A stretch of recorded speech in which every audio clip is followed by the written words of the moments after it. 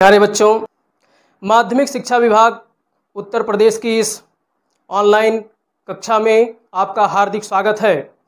बच्चों, ये कक्षा 11 के विद्यार्थियों की भूगोल विषय की कक्षा है और इस कक्षा में आज हम लोग अध्याय 3 पृथ्वी की आंतरिक संरचना के दूसरे व अंतिम खंड के तहत ज्वालामुखी व ज्वालामुखी क्रिया से निर्मित स्थल रूपों का अध्ययन करेंगे, जिसके अंतर्गत हम लोग यह सीखेंगे कि ज्वालामुखी क्या है, मैग्मा व लावा में क्या अंतर है, ज्वालामुखी के प्रकारों के बारे में सीखेंगे, ज्वालामुखी क्रिया से निर्मित बहिर्वेधी और अंतर्वेधी स्थलाकृतियों के निर्माण की प्रक्रिया का यहाँ पर हम लोग अध्ययन करेंगे और ग्राफिक्स और एनिमेशन के माध्यम से इसको बनते हुए भी देखेंगे और सीखेंगे। तो अध्याय 3 के अंतर्गत पृथ्वी की आंतरिक संरचना का ये दूसरा और आखिरी पार्ट है। तो हम अपने कक्षा को आरंभ करें उससे पूर्व एक नज़र हम पृथ्वी की आंतरिक संरचना के जो हमारा प्रथम खंड का वीडियो था उस पर थोड़ा सा प्रकाश डालेंगे। हमने वहाँ पर क्या सीखा था कि पृथ्वी की आंतरिक संरचना की बनावट के जो प्रमुख उसकी जानकारी के स्रोत थे कौन कौन से थे, उसमें हमने सीखा था कि प्रत्यक्ष स्रोत क्या हैं और अप्रत्यक्ष स्रोत क्या हैं, जिसमें सबसे महत्वपूर्ण स्रोत था अप्रत्यक्ष स्रोत, यानी जिसमें हमने भूकंपीय तरंगों का अध्ययन किया था। भूकंपीय तरंगों के माध्यम से हमने सीखा था कि पृथ्वी की 3 प्रमुख परतें हैं, आंतरिक परतें हैं पृथ्वी की, जिसमें हमने एक दूसरी परत जो देखी थी जो मैंटल या प्रावार के नाम से जानी जाती है।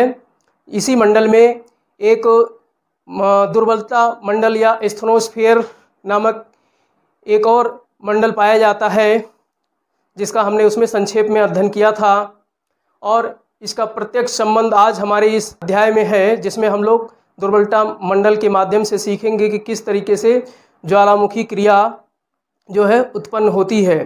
तो आइए अब हम ज्वालामुखी को समझने का प्रयास करते हैं कि ज्वालामुखी क्या है। तो ज्वालामुखी वो स्थान है जहाँ से निकलकर गैसें, राख और तरल चट्टानी पदार्थ, लावा आदि पृथ्वी की सतह पर पहुँचती हैं।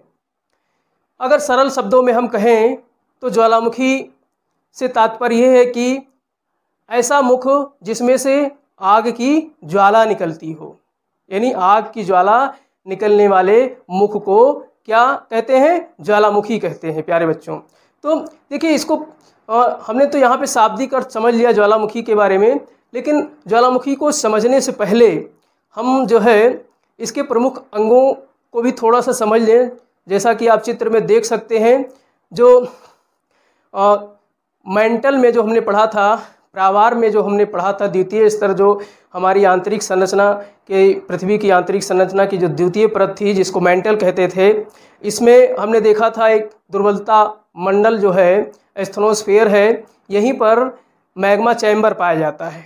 आप देखिए किस तरीके से यहाँ पर अर्धद्रवित पदार्थ, चट्टानी अर्धद्रवित पदार्थ, तरल पदार्थ जो है वो इसी मंडल में इस तरीके से जो है इस मंडल में पाया जाता है, जिसे क्या कहते हैं? मैग्मा। और चूंकि ये पूरा मैग्मा से भरा हुआ एक चैम्बर है, इसीलिए क्या कहते हैं? इसको मैग्मा चैम्बर कहते हैं। फिर यहाँ से एक पाइप निकला हुआ है, इसी पाइप के रास्ते मैग्मा धरातल पर बाहर आता है, तो इस पाइप को इसीलिए क्या कहते हैं? ज्वालामुखी पाइप या फिर वॉल्केनिक पाइप भी कहते हैं। फिर ज्वालामुखी जिस छिद्र से बाहर निकलता है, आप ऊपर देख सकते हैं चित्र में, जिस छिद्र से बाहर निकलता है उसको ज्वालामुखी का मुख कहते हैं या फिर इसे क्रेटर भी कहते हैं। कभी कभी शांत अवस्था में इसमें जल भर जाता है, इसलिए इसे ज्वालामुखी झील या क्रेटर झील भी कहा जाता है। तो हमने यहाँ पर जो है इसके विभिन्न अंगों के बारे में ब्रीफली समझा, ठीक है। अब हम समझेंगे कि मैग्मा और लावा में क्या विभेद है। देखिए, मैग्मा जब धरातल के अंदर एस्थनोस्फीयर में या दुर्बलता मंडल में जब अर्धद्रवित पदार्थ, चट्टानी अर्धद्रवित पदार्थ रहता है तो उसे मैग्मा कहते हैं, और जब वो वॉल्केनिक पाइप्स के माध्यम से बाहर आ जाता है तो उसे क्या कहते हैं, लावा कहते हैं। तो यही प्रमुख अंतर है मैग्मा और लावा के बीच। ठीक है, अब हम लोग यहाँ पर ये सीखेंगे कि इस लावा के साथ साथ यानी इस मैग्मा के साथ साथ बाहर क्या निकलता है ज्वालामुखी से। तो इस उद्गार में, ज्वालामुखी उद्गार में इस अर्धद्रवित पदार्थ के साथ में जो है बहुत सारे पत्थर के टुकड़े निकलते हैं जिसको पायरोक्लास्टिक डेब्रिस कहते हैं। कुछ राख निकलता है, धूल के कण निकलते हैं, कुछ गैसें निकलती हैं जिसमें नाइट्रोजन है, हाइड्रोजन है, आर्गन है, ये सब गैसें भी निकलती हैं। ठीक है, अब हम बात करेंगे ज्वालामुखी के प्रकारों पर, थोड़ा सा प्रकाश डालेंगे। तो उद्गार की प्रकृति के आधार पर जो है ज्वालामुखी को 3 भागों में बांटा गया है, सक्रिय यानी एक्टिव ज्वालामुखी, और प्रसुप्त ज्वालामुखी यानी डोरमेंट ज्वालामुखी, और शांत एक्सटिंक्ट ज्वालामुखी को शांत ज्वालामुखी कहते हैं।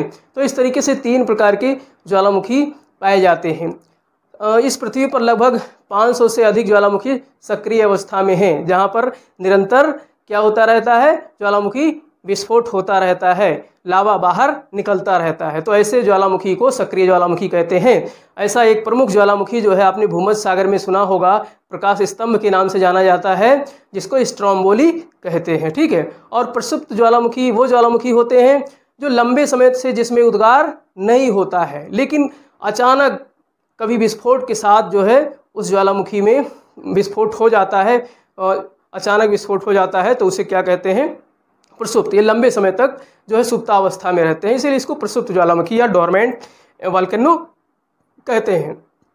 नेक्स्ट है शांत ज्वालामुखी या एक्सटिंक्ट ज्वालामुखी। तो ये ऐसे ज्वालामुखी हैं जो काफ़ी लंबे समय से शांत हैं, इनमें उद्गार नहीं हुआ है पिछले कई 100 वर्षों से, और आगे उद्गार की संभावना भी नहीं दिखाई देती है ऐसे ज्वालामुखी में, तो इनको शांत ज्वालामुखी कहते हैं। इस प्रकार के ज्वालामुखी हैं म्यांमार का पोपा ज्वालामुखी, इसी प्रकार के ज्वालामुखी का उदाहरण है। ठीक है, अब हम यहाँ पर स्थलाकृतियों की बात करेंगे। ज्वालामुखी की स्थलाकृतियाँ जो बनती हैं वो किस किस प्रकार की बनती हैं। तो कुछ स्थलाकृतियाँ जो है बाहर बनती हैं, धरातल के ऊपर बनती हैं, और कुछ धरातल के अंदर भी बन जाती हैं। तो धरातल के ऊपर बनने वाली स्थलाकृतियों को जो है कहते हैं बहिर्वेधी स्थलाकृतियाँ, और इसके जो अंदर बनती हैं, धरातल के अंदर जो गहराई में बनती हैं, उसको कहते हैं अंतर्वेधी ज्वालामुखी, अंतर्वेदी। और चूंकि गहराई में बनती हैं इसीलिए इसको पातालीय या प्लूटोनिक जो है वॉल्केनिक लैंडफॉर्म्स भी कहते हैं। चूँकि धरातल के नीचे जम जाते हैं जब मैग्मा, तो वह पाताल में जमा हो जाते हैं, इसलिए उसको पातालीय या प्लूटोनिक स्थलाकृतियाँ भी कहते हैं। तो यहाँ पर हम बारी बारी से जो है संक्षिप्त में अध्ययन करेंगे कि बहिर्वेधी ज्वालामुखी की कौन कौन से प्रकार हैं। तो सबसे पहला प्रकार है सील्ड ज्वालामुखी। सील्ड ज्वालामुखी ये बेसाल्टिक ज्वालामुखी होता है।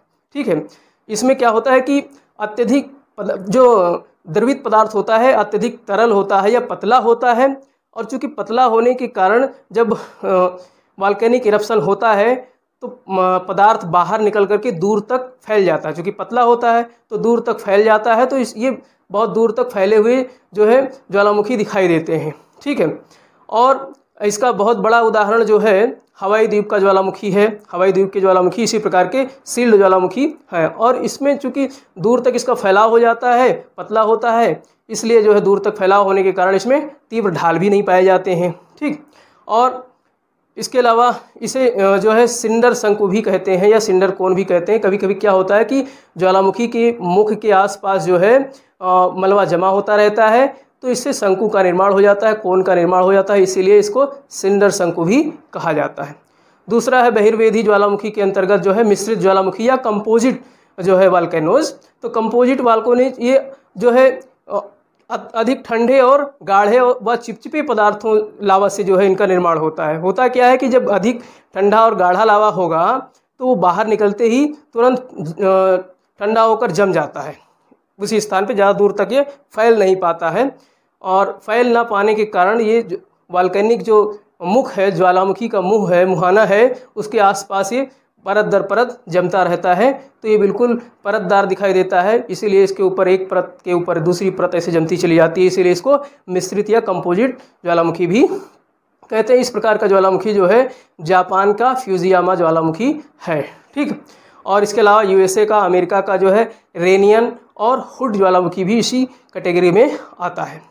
और नेक्स्ट है हमारा ज्वालामुखी कुंड, या इसको काल्डेरा भी कहते हैं।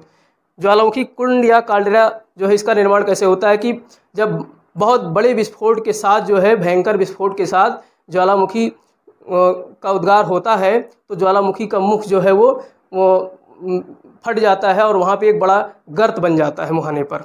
और वो गर्त जब बन जाता है तो उसी विशाल गर्त को क्या कहते हैं? काल्डेरा कहते हैं।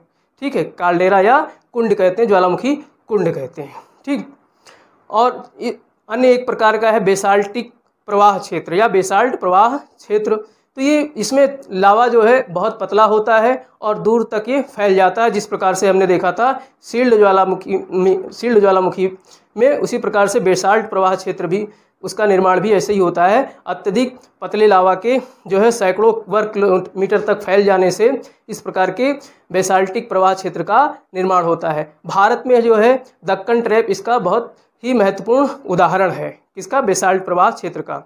ठीक है, और नेक्स्ट है मध्य महासागरीय कटक। मध्य महासागरीय कटक का निर्माण जो है महासागरों में जब ज्वालामुखी विस्फोट होता है तो वहाँ पर इसका निर्माण होता है। और इसका सबसे प्रमुख उदाहरण है मध्य अटलांटिक महासागर में उत्तर से लेकर दक्षिण तक लगभग 70,000 किलोमीटर तक ये विस्तृत श्रृंखला है जो कि उत्तर से दक्षिण तक फैली हुई है।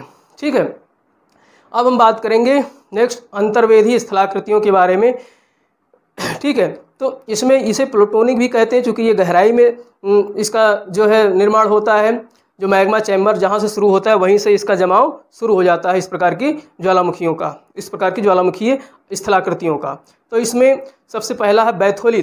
बैथोलिथ हम जब नीचे से चलते हैं, मैग्मा चैम्बर जहाँ से चलता है, मैग्मा चैम्बर से जहाँ से मैग्मा चलता है, तो कभी कभी क्या होता है कि उस मैग्मा चैम्बर में ही मैग्मा जो है ठंडा होकर के जो है सूख जाता है, जम जाता है।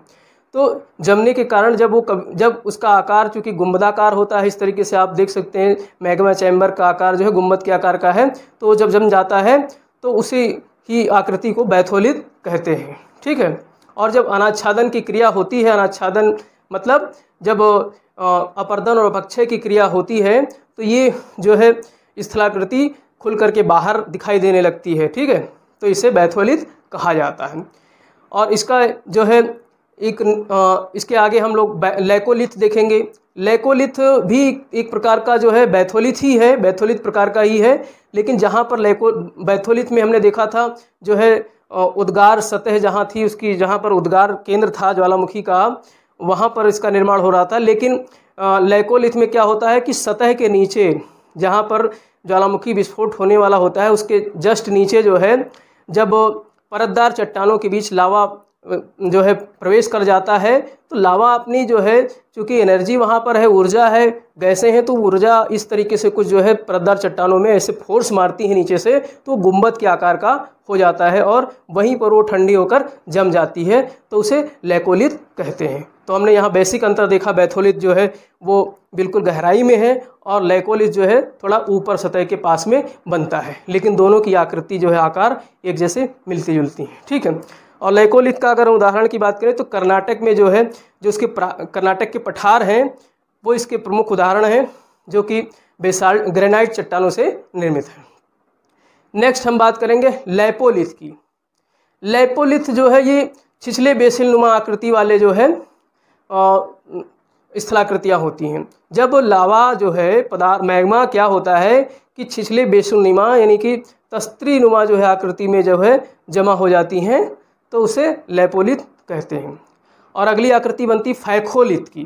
फैकोलिथ की आकृति बनती है।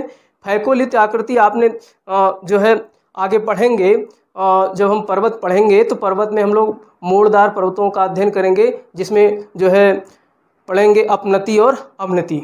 अपनति मतलब जो पर्वत का ऊपरी शिखर होता है उसको अपनति कहते हैं और जो निचला हिस्सा होता है उसको अभिनति कहते हैं। तो जब मोड़दार जो चट्टान होते हैं धरातल के नीचे, उन मोड़दार इस तरीके से मोड़दार जो है चट्टानों में क्या होता है कि जब मैग्मा प्रवेश कर जाता है तो ऊपर जब मैग्मा जम जाता है, यानी अपनत में पहाड़ चट्टानों के अपनत में मैग्मा जम जाता है और अभिनत में मैग्मा जम जाता है। तो इस प्रकार से मोड़दार चट्टानी संरचना को जो है फाइकोलिथ कहते हैं। क्या कहते हैं? फाइकोलिथ कहते हैं।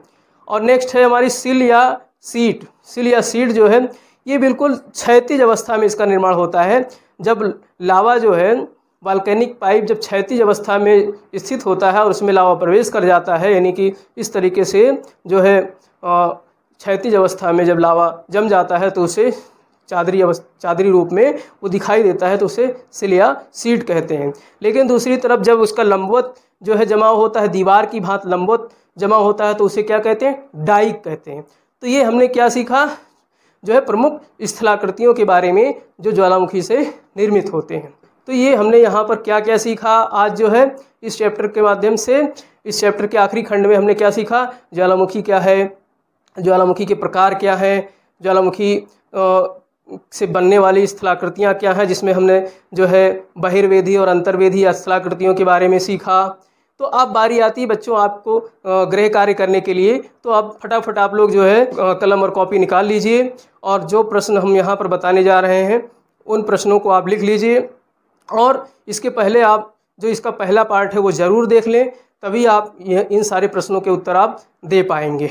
तो पहला प्रश्न जो कि ऊपर के 5 प्रश्न जो दिए गए हैं, ये 5 प्रश्न लगभग 30 शब्दों में इनको लिखना है। तो पहला प्रश्न है भूकंपीय तरंगे क्या हैं? भूकंपीय तरंगे क्या हैं? और दूसरा प्रश्न है भूगर्भ की जानकारी के प्रत्यक्ष साधनों के नाम बताइए। प्रत्यक्ष साधनों के नाम बताने हैं। तीसरा है छाया क्षेत्र क्या है? शैडो जोन हमने पढ़ा था, तो उसके बारे में यहाँ लिखना है। और ज्वालामुखी किसे कहते हैं, ये चौथा प्रश्न है। और 5वां प्रश्न है फाइकोलिथ को चित्र के माध्यम से समझाइए। चित्र बनाना है फाइकोलिथ का, हमने अभी बताया है। ठीक है, अब 2 प्रश्न मैं दे रहा हूँ 150 शब्दों में लिखने वाले। तो इसमें पहला प्रश्न है पृथ्वी की आंतरिक संरचना को चित्र के माध्यम से समझाइए। पृथ्वी की आंतरिक संरचना को चित्र बना करके समझाना है बच्चों इसमें। और दूसरा प्रश्न है ज्वालामुखी क्रिया से निर्मित प्रमुख बहिर्वेधी व अंतर्वेधी स्थलाकृतियों पर संक्षिप्त प्रकाश डालिए। इस प्रश्न में भी आपको चित्र बनाना है। देखिए भूगोल में जब तक आप चित्र और डायग्राम और ग्राफ्स नहीं बनाते हैं तब तक भूगोल विषय कंप्लीट नहीं माना जाएगा। इसलिए उत्तर लिखते समय, आंसर राइटिंग करते समय आप इन बातों का नितांत जो है ध्यान रखिए। आवश्यक है आपको इन सारी चीज़ों को इसमें डालने के लिए। तो इसी के साथ हमारा ये पृथ्वी की आंतरिक संरचना 2 खंडों में आज पूर्ण होता है।